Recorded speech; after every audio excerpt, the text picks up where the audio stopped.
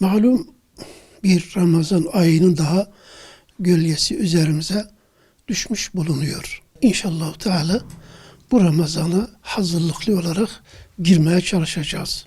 Ramazan bizim için bir fırsattır. Bu ümmetin ayıdır. Peygamberimiz Aleyhisselatü Vesselam Allah Celle Celaluhu bu ayı ümmetime ikram olarak vermiştir. Çünkü bizim Kur'an'ımız bu ayda nazil olmuştur. Bizim çok kıymetli gördüğümüz Kadir Gecesi bu ayın içindedir. Ramazan ayı öyle bir aydır ki Allah onda Kur'an'ı indirmiştir buyuruyor.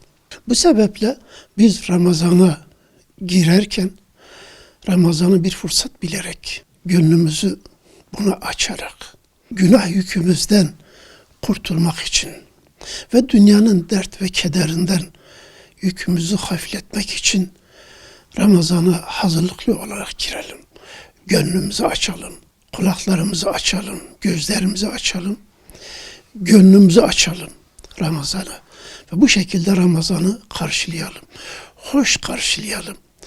Bazı insanlar akidesi zayıf olan veyahut ameli eksik olan insanlar zamanında Ramazan'dan sıkılabilirler. Ramazan geldi, sanki bir bela geldi çattı gibi karşılamak yerine elhamdülillah Ramazan geldi. Önümüze açılan bir fırsat, bir sofra geldi, önümüze açıldı. Ki Peygamberimiz Aleyhisselatü Vesselam buyurur.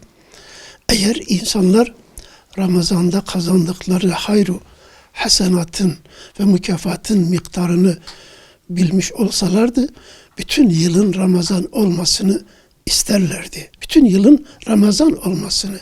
Çünkü Ramazan'da öyle bir hayır kapıları açılıyor ki, öyle bir Allah'ın lütfu bize yaklaşıyor ki, bizi kuşatıyor, her taraftan bizi kuşatıyor. Allah bu ayda şeytanları zincirlere vurur. Cennet kapılarını sonuna kadar açar. Cehennem kapılarını kapatır. Ve lütfunu bol bol ihsan eder. Bundan dolayı Ramazan'a hazırlıklı olarak girelim. Hoş girelim. Ramazan'da yapılacak bir takım önemli vazifelerimiz vardır.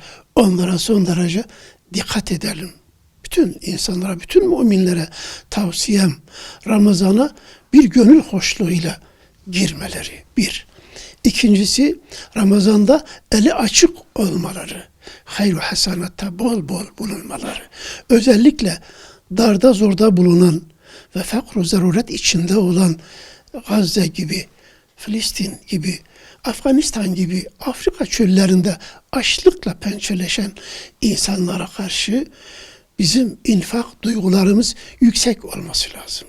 Peygamberimiz Aleyhisselatü Vesselam Ramazan ayı gelince infakta öyle bir süratli olurdu. Hazreti Ayşe validemiz diyor, hızlı esen rüzgardan daha hızlı olarak hayır hasenat yapar. Biz de onu takip edelim. 3. Bu ayda nazil olmuş olan Kur'an-ı Kerim'i çokça okuyalım. Bu ayda nazil olmuş. Gerekirse imkanımız varsa mukabelelere katılalım. Yoksa öyle bir imkanımız yoksa mutlaka her gün en az bir cüz Kur'an-ı Kerim okuyalım. Fazlası için bir sınır yok. Kimin gücü neye yetiyor, ne kadar imkanı varsa. Çokça Kur'an okuyalım ve üzerinde tefekkür edelim. Bu Kur'an nasıl indi?